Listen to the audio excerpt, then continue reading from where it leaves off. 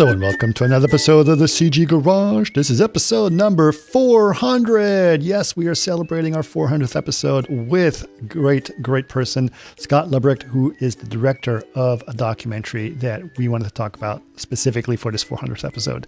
The documentary is called Jurassic Punk, and it's a story of our good friend, Steve Williams, better known as, a lot of people know him as Spaz.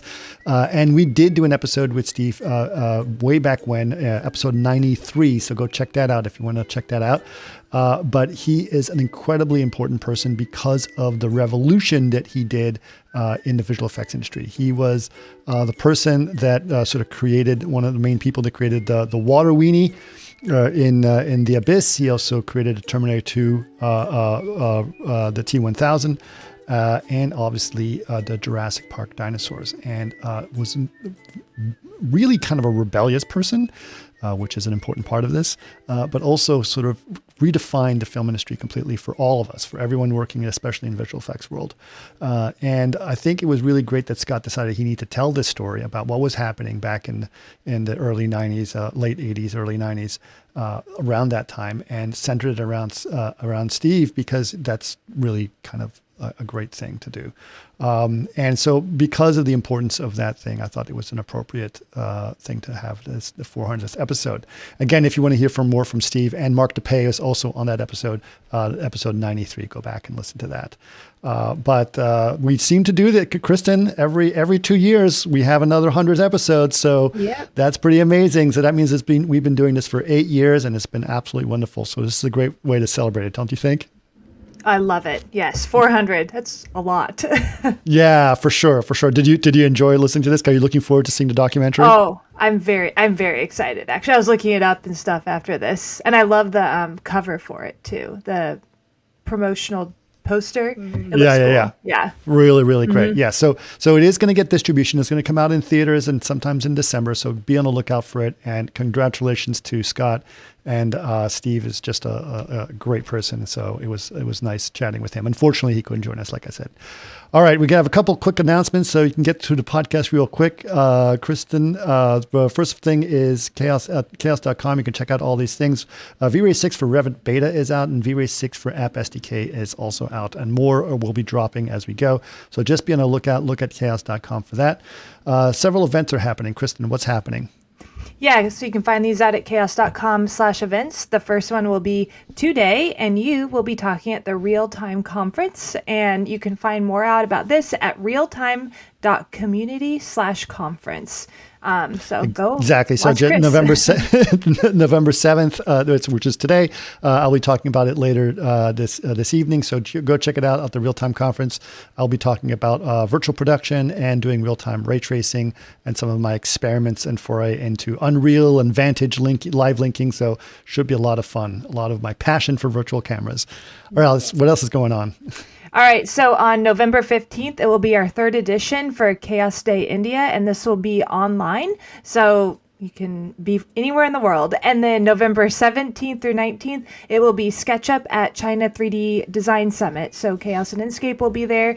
Go join them in person, and again, find more about all these events at chaos.com/events. Great. And if people want to know more about the podcast, Kristen, where can they go?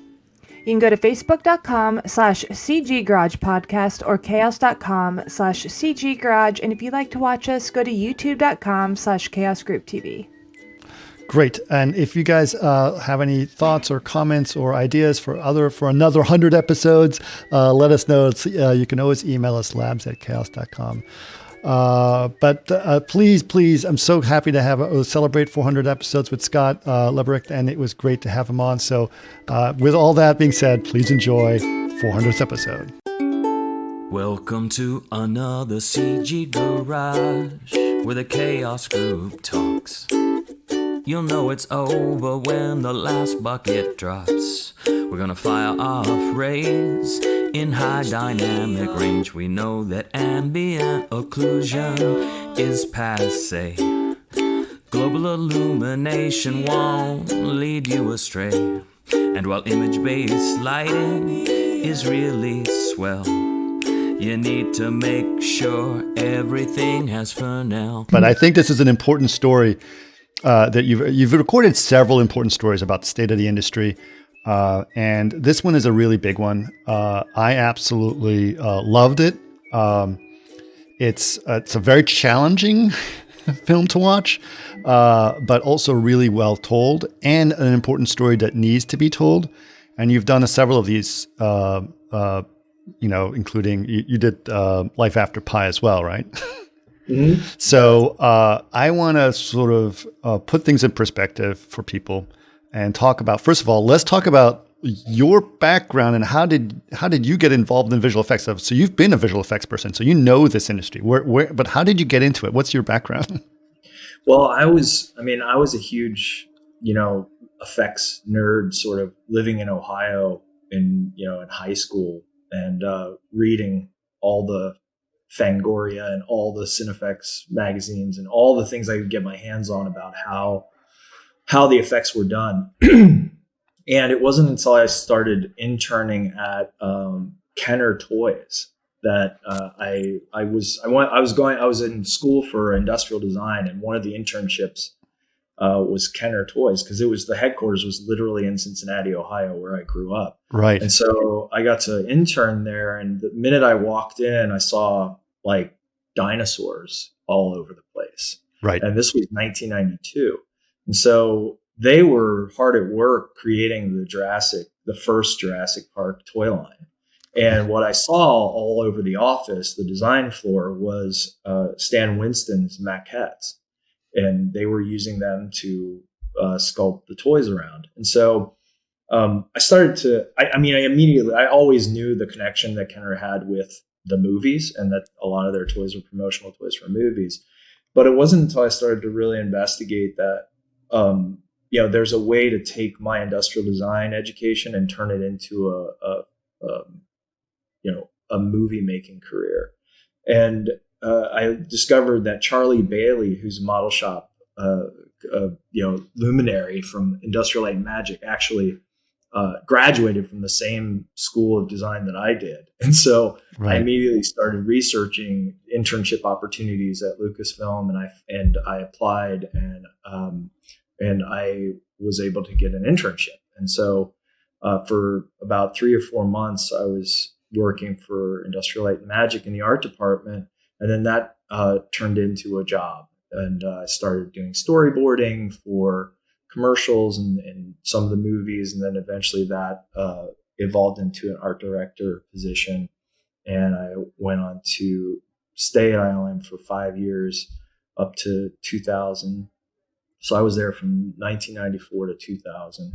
Right. And I was the visual effects art director on movies like Flubber and Spawn and Tim Burton's Sleepy Hollow. So, Right. yeah. Okay. All right. So that's pretty great. So Spawn, I guess, is probably one of the first times you met Spaz, right? Well, what's funny is the first time I met Spaz was on a commercial that he was directing for Energizer batteries. And it was this really funny commercial where there's like a mechanical flea bouncing around inside the rabbit, the pink rabbit. Right. And so I did storyboards for that. And when he saw my storyboard, he didn't know who I was. And he saw my storyboards. And he's like, who the fuck is this guy? His drawings are hilarious. And he wanted to meet me. And so like we met and sort of hit it off right away. Right. And ever since then, for many, many years, probably 2 decades, I was his like storyboard guy that he always went to do storyboards for his commercials or anything he was making. So I went on to do storyboards for The Wild, the Disney animated film he directed, as well as Spawn and countless commercials. So that was really where our relationship began. Interesting. But obviously, so you've been in the industry for a very long time, and you've sort of seen and witnessed a lot of the things that have happened in the industry, and for better or worse. And obviously, having you felt a need to document that. What got you into filmmaking, and more specifically, documentary filmmaking? That's not necessarily something that needs to be storyboarded, right? Yeah, sure. Yeah, no, I being at ILM, you're constantly meeting, like, at least at that time in the 90s, like the top directors. Right. And actually meeting all these people who you can easily like put on a pedestal and think they're so above me, they're so much better, and I'll never be able to be them or even understand how to do what they do. It was fascinating to like actually meet these people and see how they struggled just like anybody does with their craft, and that they were looking to me to help them tell their stories and find solutions to their problems. And so it kind of like my experience at ILM kind of leveled things out in my mind about how I could participate in filmmaking in an even bigger way. And so I wanted to go to film school. And so I left ILM in 2000 and went to American Film Institute in Los Angeles and was there for 2 years and did the directing program there. And so I started making movies myself, as well as, continuing to support myself doing storyboards for commercials. I did a lot of work for Imaginary Forces and all kinds of things. Oh, cool. Here. Yeah. And so, but during that, I was always writing movies. I made a feature film. But then it was when I was at Rhythm and Hues that I was working there as an art director. And my boss at the time, he was the creative director, Mike Meeker, when the company had started to go bankrupt. And I was only there for like 4 months when the company started to go bankrupt. And it was like, oh my God, what is happening? And Mike Meeker came into my office and was like, "You're a filmmaker, right?" And I was like, "No." And because I was kind of like, I don't want to make, because it's such a monumental task to make a film. And so like I had just like sort of settled into this new job, and now he's saying we should make this film. We're here at ground zero. And so we grabbed the cameras that Rhythm had, and we got a lot of help from a lot of people, Christine Lee Storm, and several people in the industry and around at that time wanted to pitch in and help make that film. And so we did a bunch of interviews, and that was my first documentary, really. That was my first attempt at storytelling in that way. And well, let's talk about the importance of that, because that was a pinnacle time for me as well. I mean, that was the moment I decided to change careers, and it wasn't necessarily that my job was in danger, but it was the fact that the industry was changing in a way that I didn't think I could sustain the way I wanted to be in it, and that didn't want to have to lead a nomadic life that was there. But can you sort of so did some, I mean, I know a lot of people know what happened to Rhythm and Hues, but not everyone does. So tell us a little bit what happened, why it happened, and what you documented during that time. Yeah. Why it happened, that's a big question. I think there's so many complex layers to that.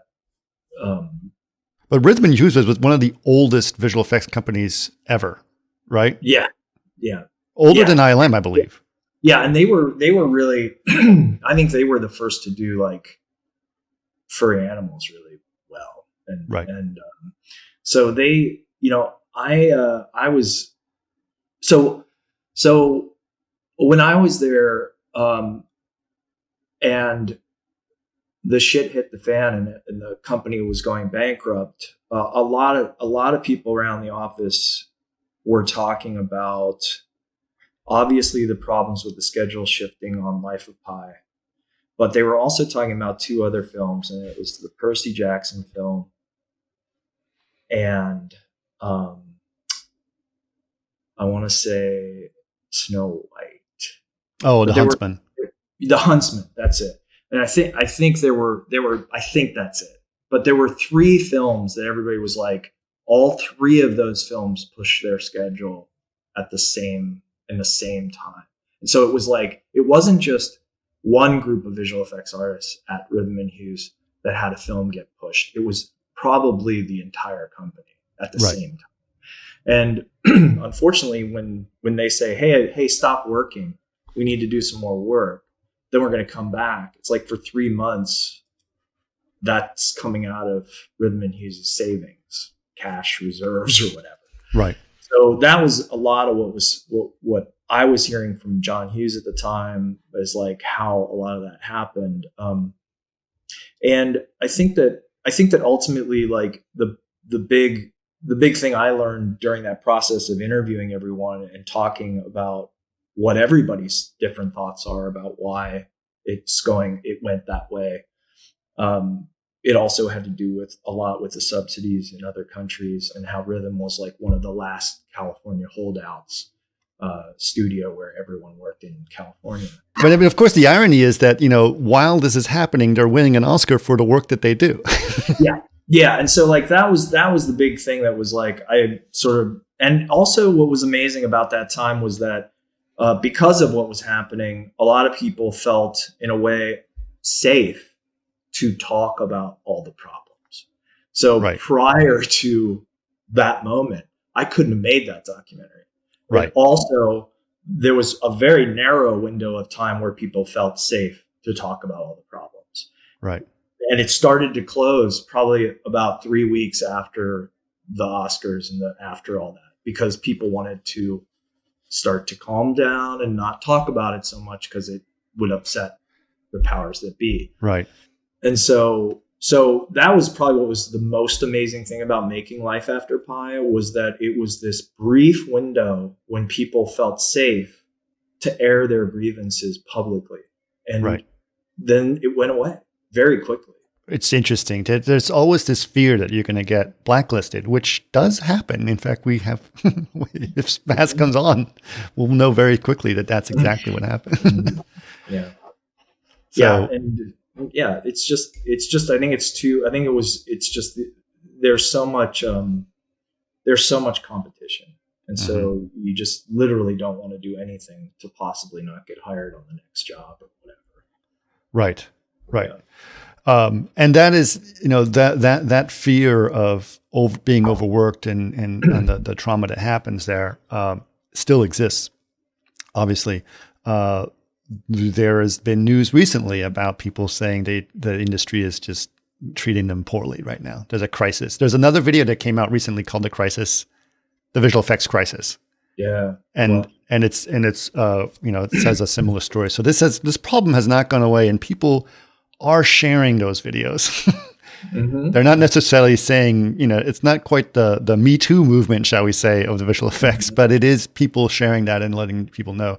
But I think the problem that I have is that there was a huge lack of respect for visual effects and CGI. In fact, the way that the film industry fought it is they basically made CGI the villain of movie industry and saying, it's not good because it's CGI.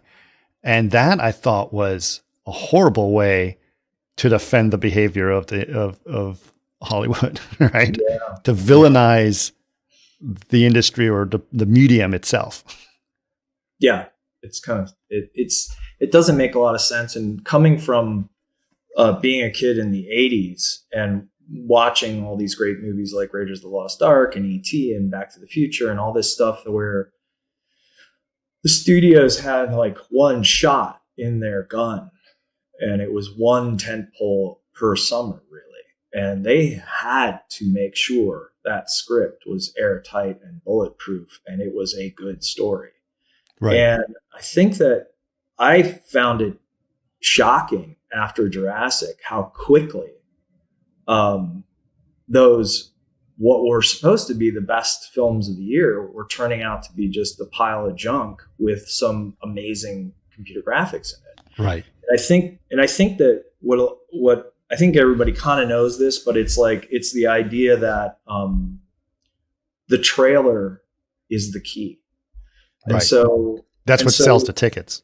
Exactly. So to me, it's like when I was at ILM, I kept envisioning like the freak show tent at a circus and how they have these like paintings of, the bearded lady and this half snake man or whatever, these crazy paintings hanging outside the tent because they want to draw you in. And then once you get in, you may be disappointed because it's just a man in a dress with a beard. Right. But it's like, oh shit, but it's too late. And so like, I think that's the whole trick. We see that a lot in Hollywood. It's as old as that, as Right. in terms of what the function of the trailer is. And so I think what happened was they realized how expensive CGI was, and they said, okay, let's not worry so much about everything else and put all the money into the effects, because that's what's going to make people buy the ticket. That's my theory. That's the only thing I can think as to why everything got so shit after Jurassic Park. Right. Yeah. But the thing I think also it's that was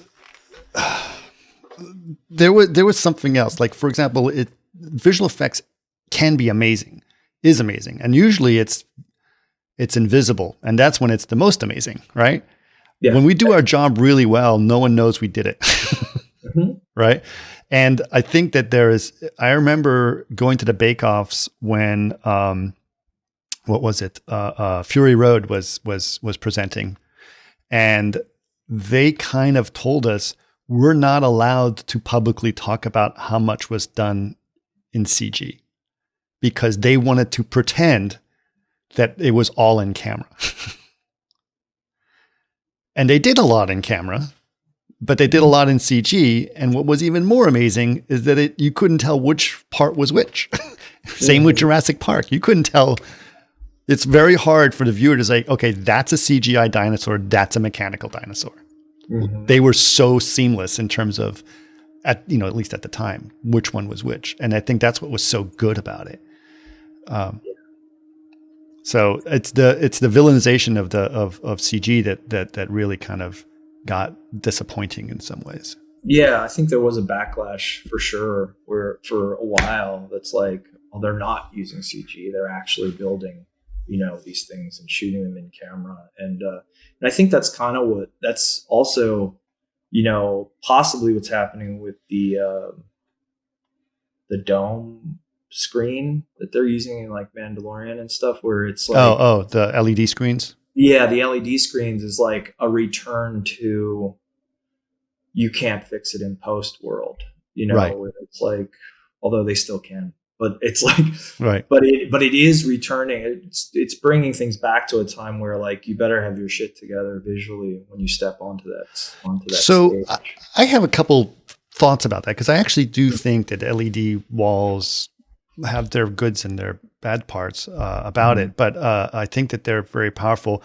One of the things, here's another theory I have, is I think directors, especially those who were not familiar with CG, really had a hard time with stuff, because they shot, especially big visual effects movies, they were shooting everything against big blue screens or big green screens, and then they would have to just imagine what was behind them, and they would wait 6 months to a year before they saw anything. Right. Well, and I think that was frustrating to them. Mm-hmm. And then if you put an LED wall behind them, it's like, well, at least I can see what's going on. Right. Well, and part of the reason is because the budget for pre-production basically was being cut constantly. Right. More and more every year, until like there was no time to pre-visualize. Right. There was because you weren't given the time. They want you to get on the stage and start shooting and making the movie. And that was probably another thing that was happening too, was that they couldn't have pre-visualized if they wanted to. They weren't given that. And so they were stuck in this place of having to just go, I guess we'll figure it out later. Hopefully it'll work. And it works. I think it works for the studios, because in a way it's kind of like, doesn't necessarily come out of their pocket so much as it does the visual effects companies that they hire. So, yeah, I think you're right. But let's go back a little bit in history, and obviously, a lot of this started with Jurassic Park, actually before Jurassic Park, but Jurassic Park was the thing that really got people's attention in terms of this. Obviously. One of the, Spaz, or Steve Williams, but we all call him Spaz, was involved in that and was a very important part of that process. And his work is not necessarily recognized at large by the industry, but he is an important part of it. So as you've been documenting these important parts of computer graphics and stories that need to be told. What motivated you to do his story? Well, when I started at ILM in '94 as an intern, and I remember the first time I saw him, and people were like, "Oh God, Spaz is going to be in this meeting." It's like wherever he went was just sort of a kind of it became like a moment, whenever he came in the room. And so, and I remember just being shocked at what his reputation that preceded him was the genius, right? The computer genius. And, right. And at that time, not a lot of people understood anything about computers. I didn't, for sure. And so like, he's kind of this genius magician that is, a lot of people at that time were in awe of a lot. And so him and Mark DePay and a few others. And so, but then when I saw this guy, I was like, you're not allowed to look like that and dress like that if you're a smart person, like it was, or a computer nerd. Or a computer nerd. It was like, he was such a walking contradiction. And so I immediately was like, this guy is like so interesting because of that irony and that contradiction of all the things that he is. Right. So, but then what really struck me was all the insider information I started to hear from all the people I worked with about how the digital sort of revolution, you could call it, or just the digital wave hit ILM via these certain individuals that were hired to start with small projects, and how it grew. And so that's when I first started to understand that there's a public, I was like 24 years old. So I was just learning all this shit. But It's like this idea that there's a public face and then there's the private face of every corporation. And right. So there's what they want the public to believe. And then there's the inside story that they'd really rather people not know some parts of that story. Why do you think that is? Why do you think that they want to hide part of the story? Most of the time at most companies I've worked for, it's about not looking like you don't know what you're doing. And so if there's anything that seems like there was luck involved, or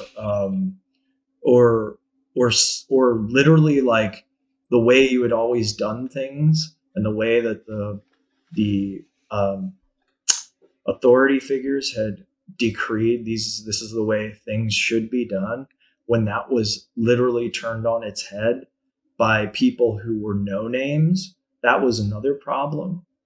And so it's all about like maintaining power and control. And that's what any company should do, is try and maintain as much power and control of the narrative that they're going to create for the public.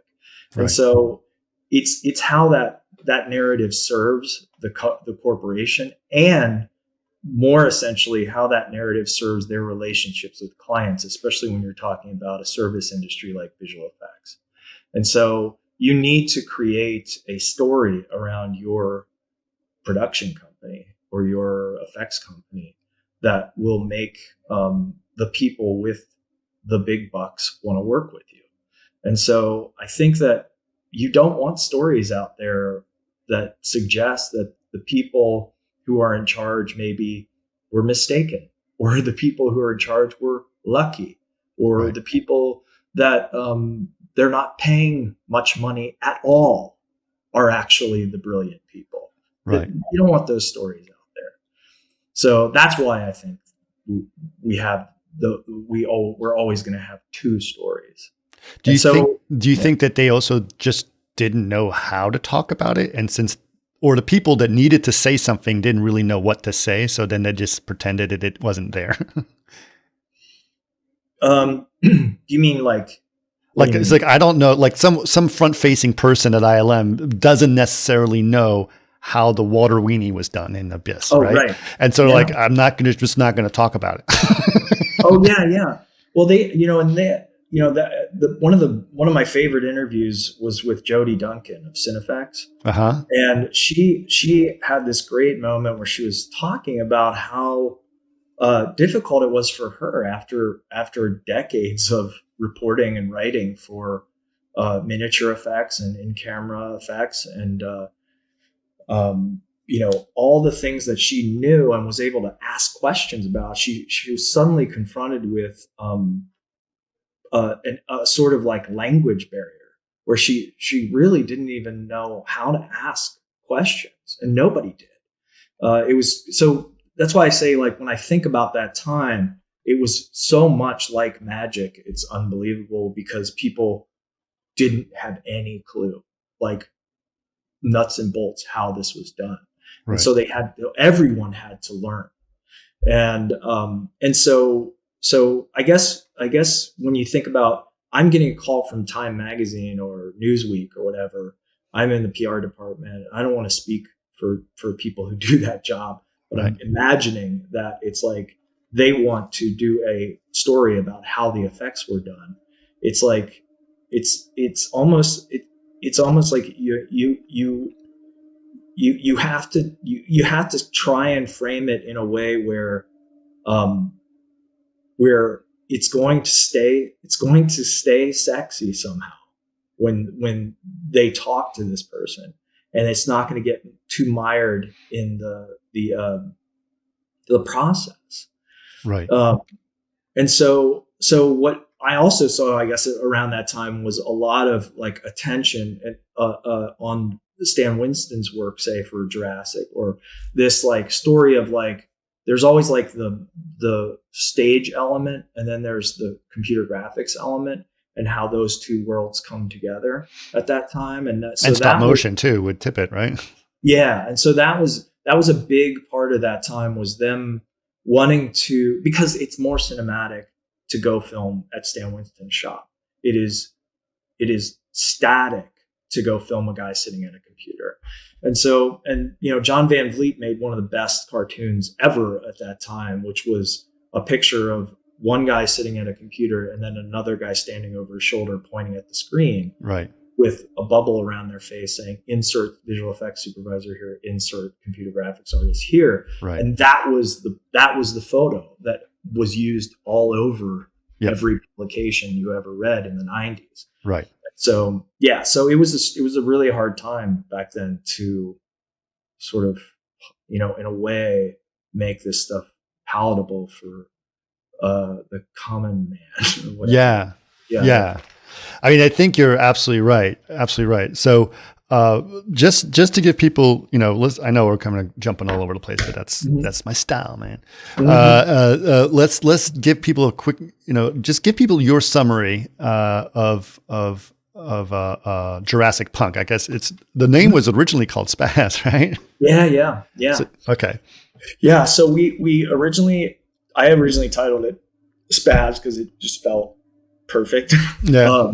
But then, we definitely got a lot of pushback on that title because of what we all know about it being an ableist slur now. Right. And so it made total sense to me to change the title, and I'm glad we did, to Jurassic Punk, because that also tells the story pretty well. Yeah. in a couple of words. And luckily everything worked out in terms of clearances with that title, and even using the Jurassic font was okay. I cleared it with my attorneys and stuff. Sure. So it was a scary thing to do, to change the title. It also made me think, how are people going to find the film when they think it's called Spaz and all that? But it's easy for people to make the connection with, like, say, the poster image and stuff like that. Sure. But in terms of like, just to say what the film is, it is something that I always wanted to do ever since 1994 when I met Steve and I learned all these stories. I always envisioned, like, someday a documentary should be made about this guy, and a documentary should be made about the conflicts, the interpersonal conflicts that occurred during this time, this incredibly watershed moment in Hollywood. And it was something that I just never saw. I never saw that about my people, about my visual effects people. It's always process oriented documentaries. How did they do it? Well, they did this, and then they did this, and then they got dinosaurs. Oh my gosh, that's amazing. End of story. Yeah.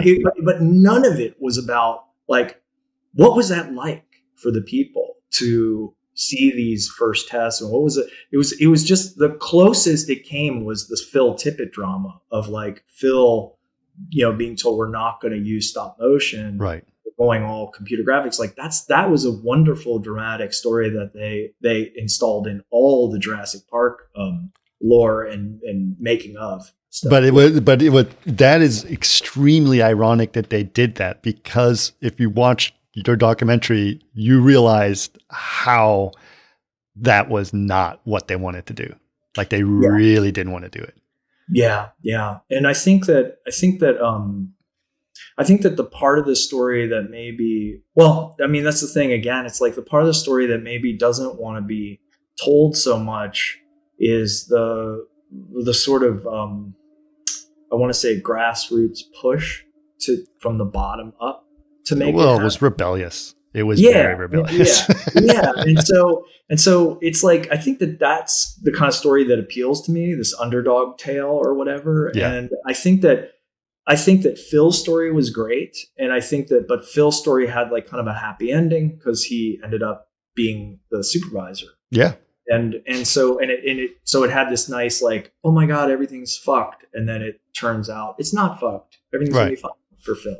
So, which is a wonderful story. And in fact, I will tell you, when I first set out to make this film, I was just like, I want to tell the story of this insane 5-year period from 88 to 93. Right. And everything that happened and all the people that happened. And I wanted to make an ensemble cast and just wanted to tell this crazy story. Right. And then I started to realize, no, I really need a central character. I really need someone to focus on. And for a brief period, I wanted it to be Phil. I wanted to tell the story of Phil's arc. And that was what I wanted to do. But it ended up being like much more difficult, maybe, I think, because Phil has a lot of experience in being interviewed and talking to people and knowing what happens when you say this or that on camera. And so he's not going to be as open about his feelings. At least that was the sense I got when I was interviewing him. Right. Because he's smart about this stuff. And I'm not saying that Spaz is not smart about this stuff, but he doesn't hold back. Doesn't give a fuck. And he wants, and he's not afraid. And the sort of like, what I want to say is like the courage he has is the whole point of the film is like, we're never going to know these stories unless you have someone like Steve who has the courage to tell it like he saw it. And so that was when I started to realize, like, this is a film that is going to be much more powerful because you have this central figure who is telling it like it is and letting the chips fall where they may. Sure. And I think, like, and again, it's all from his perspective. And so this is his story. And so to me, it's like, it's again, like sort of like life after Pi is like giving a voice that's willing to let it rip, and that's what was happening during life when I was making Life After Pi. And that's what was happening with him. And I started to realize this is probably the better movie, is a movie about just him and what he experienced, and then let all the other voices talk as well about the same stuff he's talking about. Right. And let's see what happens. And then that's what got me here. So, yeah. Yeah, it's an amazing story about him. I've known him for many years. We met several little times during his life, but we've always connected, and he's just a very very interesting person, and really, the story is about. I mean, he got kicked out of ILM twice, right, or suspended. Yeah. Yeah. I mean, it's like, and that's the Because he trashed the place. Yeah, I mean, that's the only thing they could do back then was I think that's I think one of the funniest stories in the movie is the story of being banned from the ranch. Is that I was going to ask you, is that where that term coming from? Is it from that event that happened at the ranch? Yes. Yeah. So yeah. I mean, as far as I know, Spaz and Mark really were like the guys who did the action that coined that phrase, banned from the ranch. Yeah. And are you saying that phrase is now a sort of something that people use to talk about getting in trouble with authority? They do. But there was a company called Banned from the Ranch. Oh, well, yes, for sure. Yeah. Casey Cannon and Van Ling. Yeah. They formed a company called Banned from the Ranch because they were kind of one of the first like people to say like, let's make our own company. And so like the idea of, like being like ousted from the bigger company became this underdog, glory story or whatever. But, right. But no, it's that to me, like one of the fascinating things about the Banned from the Ranch story is that even though both Mark and Steve probably did something that should have got them fired, they really couldn't fire them because they were in the middle of making Terminator 2 at that time. And it was that if they would have been fired, and this is the other thing that's like people don't understand is like there was literally like a handful of people on the planet who knew how to do what they were doing at that time. Right. So it's not like people could be replaced back then in like 1990. There was too few people. So they were, in a funny way, they were slightly untouchable at that time. And it really wasn't until like more and more people in the schools, started turning into schools of computer graphics and stuff that the workforce started to grow, and now people could be replaced pretty easily. So yeah. I mean, there is, even when I was starting in very early 2000, there was no school for this stuff. No one had a degree in it. Everyone had some other degree, or no degree. They just were good at that stuff, right? Yeah. So that was kind of the interesting thing. But there is something about that personality that he has that is can be very off-putting and very interesting at the same time. And I think that's something that I've always had a fondness for people that are that could be outcasts or misunderstood. Those are like my favorite people in the world, and he is way up there, way up there in that area. But he really did some important things that I think people don't realize. He was definitely put in front of camera. Like he was on TV shows and say, "You created the dinosaur, the CG dinosaurs. This is all new." So there was some excitement about that, and he was on camera, which was hilarious to see him in some big TV shows, which you recorded very well in the documentary. But I don't think people know like that story of how grassroots level that dinosaur got to be CG. Like no one wanted it to, and he was yelled at, "You are not working on this, right? You're not doing this," but he still made it happen. Yeah. And at that, by the time Jurassic started to come around, I think he already had a chip on his shoulder from The Abyss and Terminator 2. Mm-hmm. So I think that, I think one of the big questions of the film is when you think about like the crazy innovators that change the world with their work or whatever. I think ultimately sometimes you have to ask yourself, can a person who has the personality to push in the way that say he pushed on people, can you get a truly watershed type style innovator and someone who can survive a corporate environment? Right. Is the ultimate question. And I personally have a hard time believing that it's possible to get a follower or someone who say looks at the way the world is, figures out how they can fit into the world, and then fits in. And and the opposite of that is people look at what they are and then look at the world and says the world should be what I see, not what it is. Right. And so I think those people who think that way ain't going to fit in to any group. They're just Right. going to piss people off.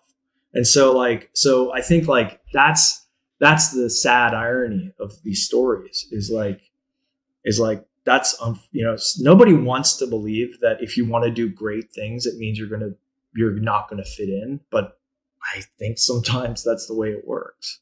Right.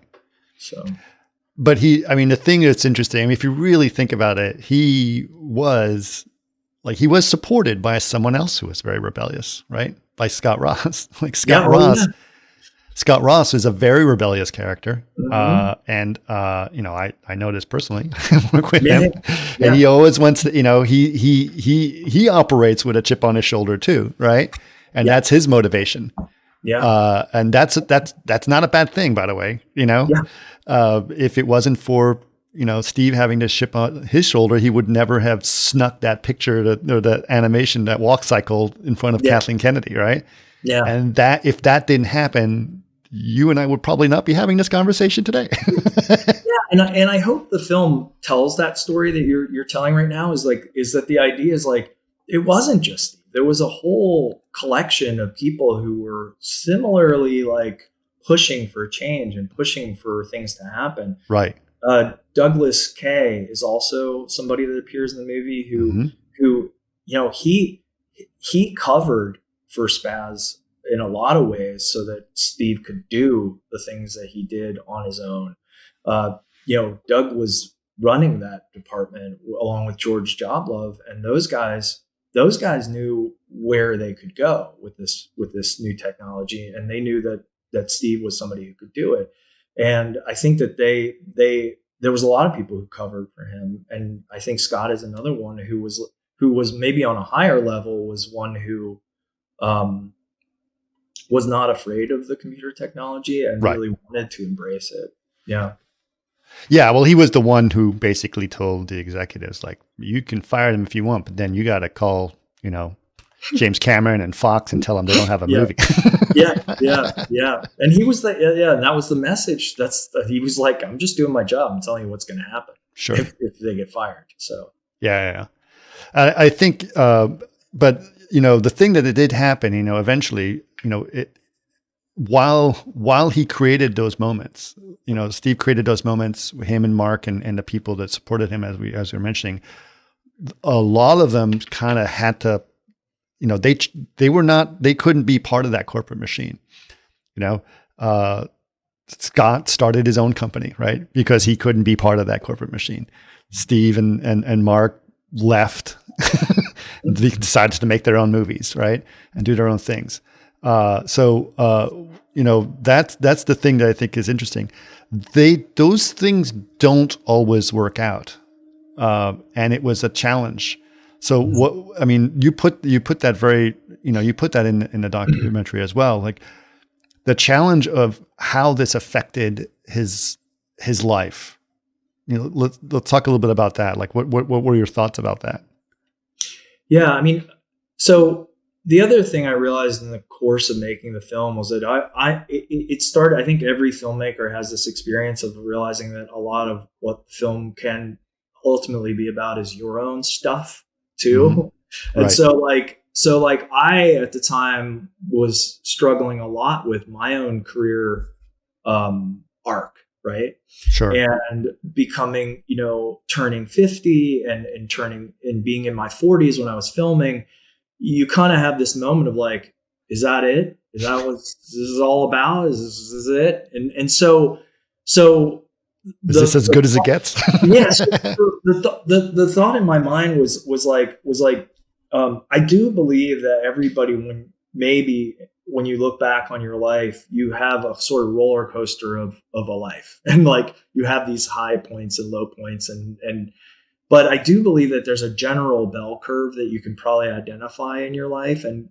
everybody can look back at a time and go, that was when I was at the top of my curve. That was when I was at the top of my game.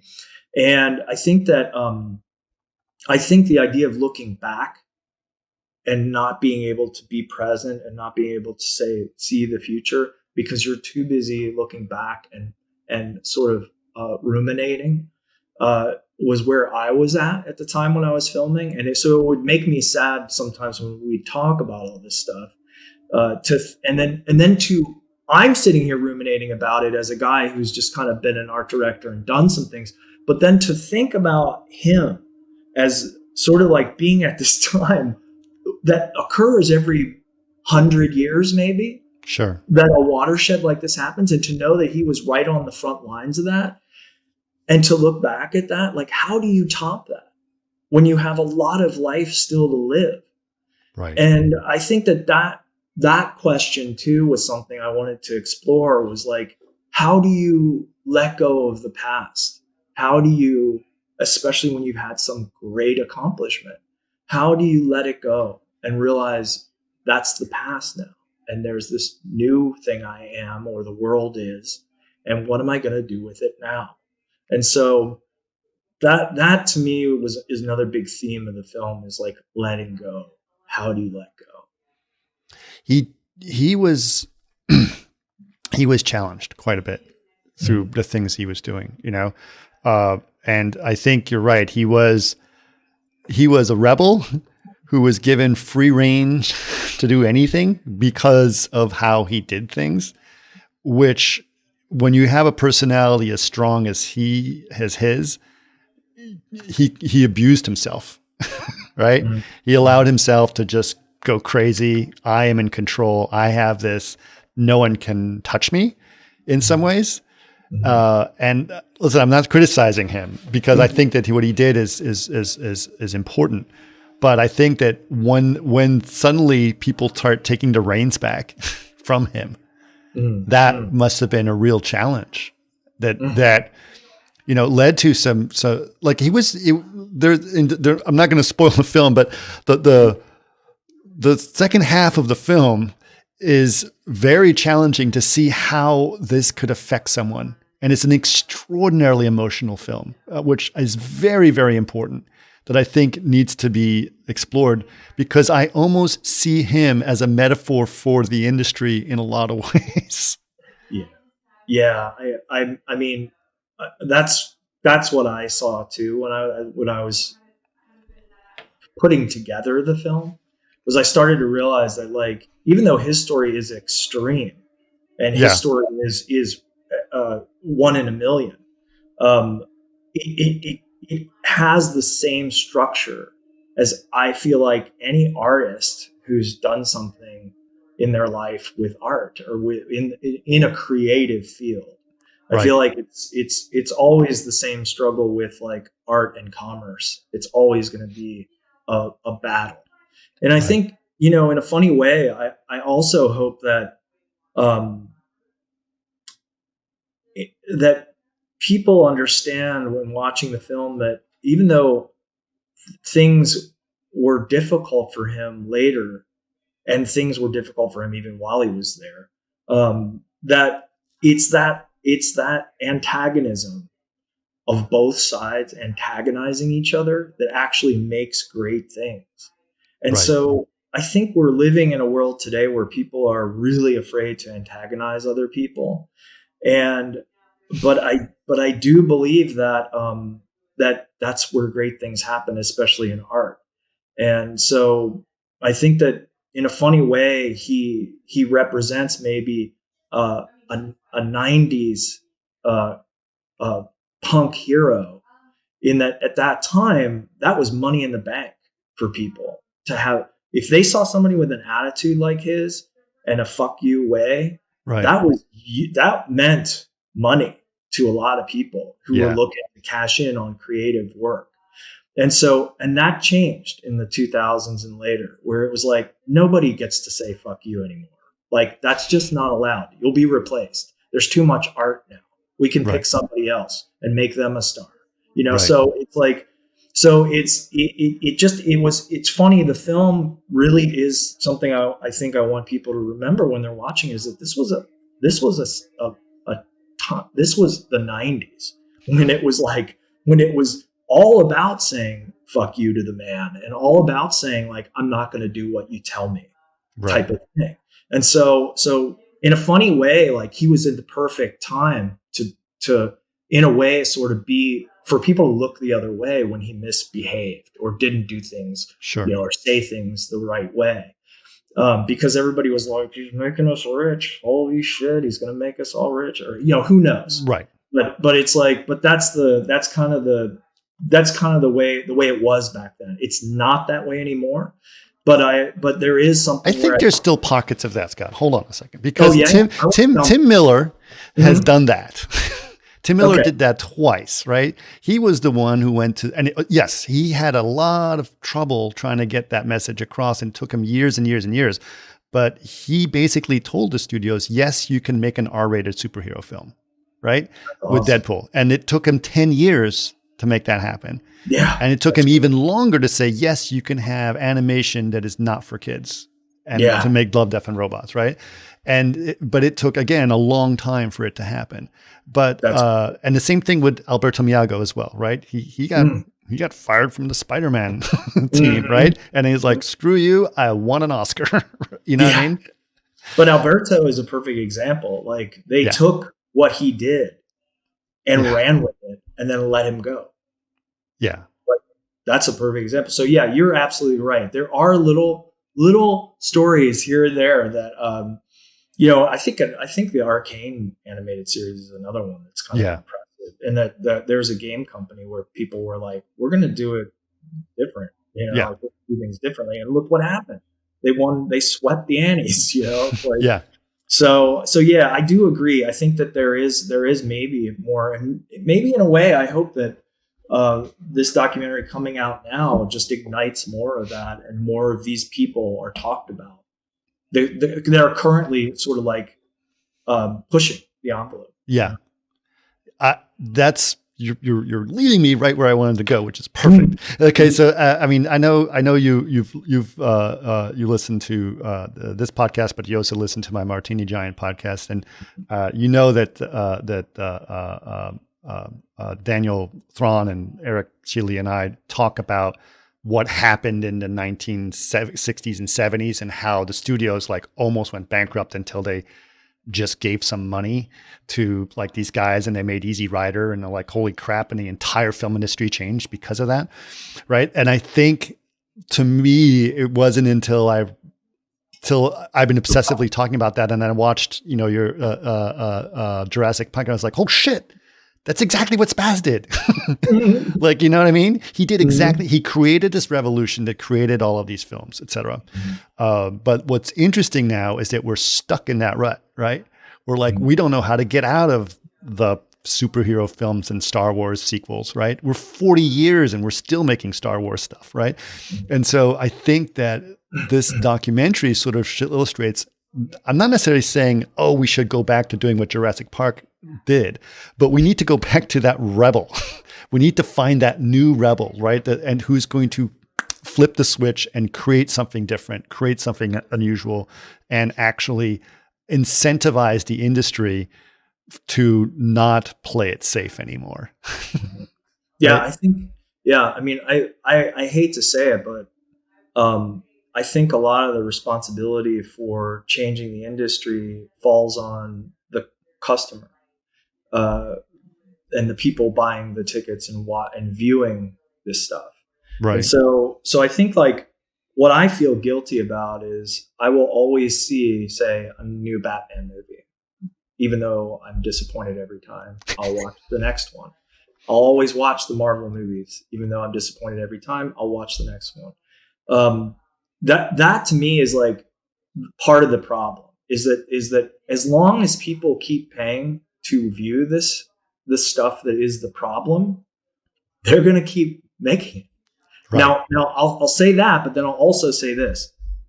When you have one restaurant in town or two, and then you go into that restaurant and there's 3 things on the menu, you don't have much choice.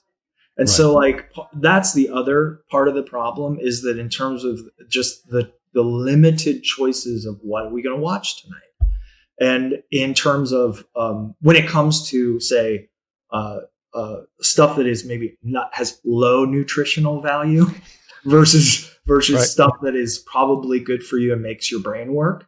It's harder to find that stuff. I think, A24 is a good example of a studio, a film company that's like really trying to make smart stuff, but with a nice coating of sugar on it, to make it go down easy. But I just think that is one of the things that is important, is like, if you don't like this stuff, you have to stop watching it. If you're mad about the Marvel movies, stop watching them. If you keep watching bad Star Wars shows, they're going to keep making them. Right. And so that's the one thing in terms of people arming themselves, the public arming themselves, is like, it's about your purchases. It's about what you're viewing. And if you but if you like Marvel films, keep watching. Yeah. And then there's people like that as well. But I think what's funny about, like, in particular, people like me, it's like I have so much of a adoration for effects work, and so much of a love for the craft, that I am drawn to those movies to watch what they pulled off. There's usually one scene or one thing that blows my mind. I'm just like, holy shit, they fucking did it. Like, that blows. I can't believe how seamless that is and what they tried to do, and they pulled it off. I think Ex Machina is a great example of something that I'm so glad they won the Oscar. It's like that film is like the perfect example of films that should be held up and awarded and said, this is how you use this medium. Yeah. Right. But it's interesting because I do remember when Ex Machina won, there was a lot of people in visual effects who were very upset because they were like, but we did so much more. But it's not about how many explosions you had. It's about an actual craft that looks and changes the way, and it served the story so well. Yeah, I get that though. It's like, in terms of a challenge, it's like, yeah, I get that. I think maybe it's funny when things get awarded and given awards and stuff. Sometimes it is motivated where people are like, we need more of this stuff, so we have to award it. We need more of these kinds of films, so we have to acknowledge them. Right. And I think that's maybe the good thing about things like Ex Machina taking it one of the years, where a film like that takes the Oscar, is because it helps keep that part of the industry, active. For sure. Okay. So listen, I want people to see Jurassic Punk. Mm-hmm. I think it's an important movie. I am going to your screening in Newport Beach, which by the time this podcast comes out, it will have already happen, but there's going to be screenings that are happening all over the place, right? Where can people find these screenings? And then when will it be available at large? So we're going to be making a big announcement next week of the actual distribution release date. Okay. Which by the way, next week, this podcast will come out after that. So you can, if you would like to talk about it now, this will be after. Yeah. Well, it's going to be released by Gravitas Ventures. Oh, nice. On December 16th. And it is going to have a theatrical release in theaters that they haven't decided yet, but in 3 different cities. So it is going to have a big release. So nice. I'm pretty excited about it. Newport Beach is this coming Saturday. Yep. The Newport Theater in Corona Del Mar. Yeah. It's the 15th, and it's at 1:45 p.m. Yep. So yeah, I'm hoping people maybe in Southern California and LA, the LA effects people can come out to the Newport Beach Film Festival and see it. I think a lot of the cast is going to be there. We're doing a Q&A after. That's amazing. Very excited about it. I know I'm going, and I'm carpooling with a few other people, so it's going to be fun. I may actually go early in the morning, go fishing in the morning in Newport Beach, and then go to the screening. Awesome. That sounds like a great day. It's going to be an amazing day. Yeah. I'm really glad you're able to. Sorry that Steve wasn't able to join us, but that's okay, because I also have a feeling. I was very excited to have him on, but also was like, I don't think Scott's going to have a chance to tell a story if Steve is on. Yeah, no, he's good. He's actually, when we did South by Southwest, we actually had a lot of fun doing press together, and we're really good. We're really good at like handing off like now you talk. Oh, good. Anyway, yeah, our friendship is like really helpful in situations like Just this. how long did it take you to, because this was over several years and you filmed him over several, how long were you filming this? Yeah, so I started filming in like 2015, 2016. Oh my gosh. So it was, and those were that was when I bought the camera. I was like, I'm going to do this. And I bought the camera and started filming people. Right. But then over the next, 5 years, I just want to say when filmmakers say they took them 5 years to make a movie, chances are one of those years they didn't do shit. Right. Because you just over 5 years. Because like trying to make a film while you have a full-time job is absolutely insane. And, your nights and weekends are gone, and so you, at some point you're just like, I'm insane. I'm not going to make this movie anymore. And you stop. And that's what I did. And then you realize, fuck, I should make it. And then you start back up again. So, right. So that was probably the course of it, but it definitely, it was about it's 5 years in the making easily. Yeah. Right. And then, but you went to his place and you filmed him there over several years too, right? Yes. Yeah. Mm-hmm. Yeah. It was, and that was fun. Like, it's always fun to go visit him and just shoot the shit and roll while we just shoot the shit. Right. So there was a lot of just talking about almost anything and everything. So, and every once in a while there'd be this perfect little moment of like, sort of like, peeling back the layers and seeing something a little more vulnerable in there and hearing something that was where it's like all worth it, the hours of filming or whatever. Yeah. I also think it's incredible that he documented so much of his own life as well, that you were able to use all of that footage. That's, man, the best day was when I came over, and this actually happened multiple times, but I'd come to visit him and there'd be a dusty old cardboard box sitting on his kitchen table.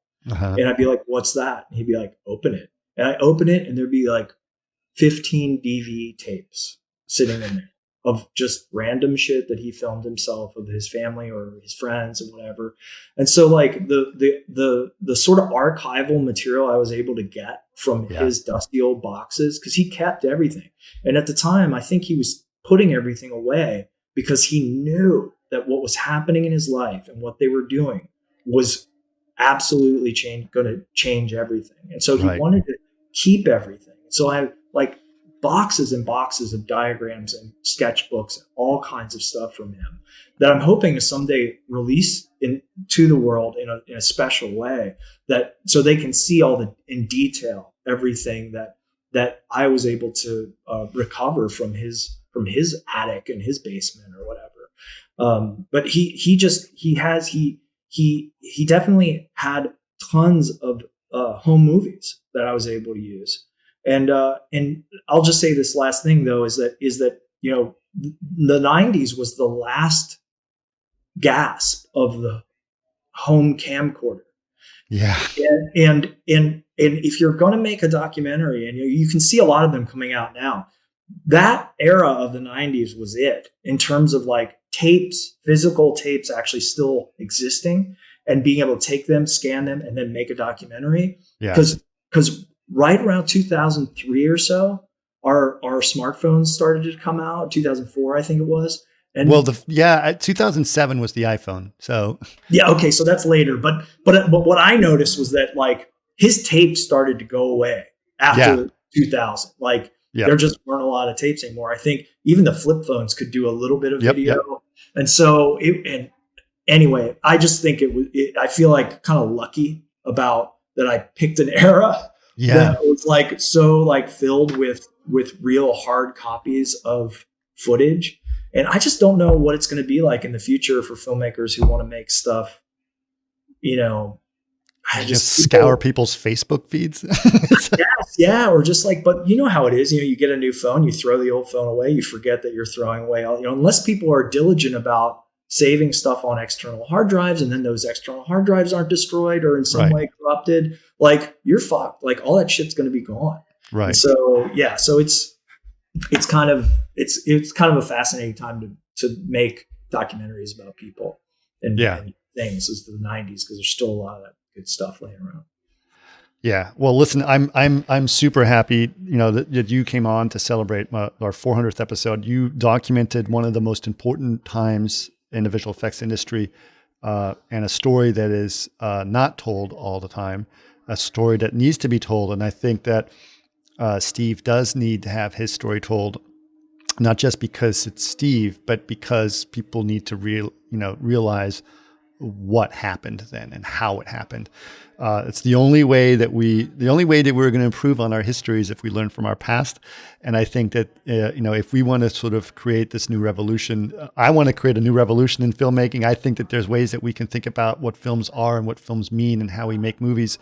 And looking back at what happened, in between 88 and 94 is an important part of that history that we need to learn from. So I really thank you, Scott, for documenting it, putting it out there. And I highly encourage people to go check it out when it comes out in theaters.